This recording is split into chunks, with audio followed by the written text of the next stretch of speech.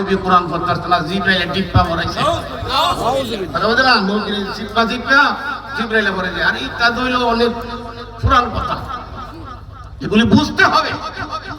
মাহবুব আদুনা আমি পাইছি হযরত আসকারী রাহমাতুল্লাহ 9 বছর বয়সে কোরআন হাফেজ ছিল। তিনি লিখছে জিব্রাইলের তৈয়ার হইবার আগে নবী কোরআনে হাফেজ ছিল। সুবহানাল্লাহ। কিসের জিব্রাইল নবীরে পড়াইবো? রাখবেন না লরে। এগুলি বুঝতে গেলে কিছু তরিকত আসল লাগবে। আমি যে যাচ্ছি না, তাহলে প্রশ্ন 3টা। কয়টা? পাস করলে কি হলো? জীবনে বহু নাম শুনছেন, বহুবার শুনছেন, বলতে পারবেন এই দুনিয়ার থেকে জাহান্নাম কত দূরে, জান্নাত কত দূরে বলতে পারবেন নি? বেহেশতটা কত দূরে বলতে পারবেন?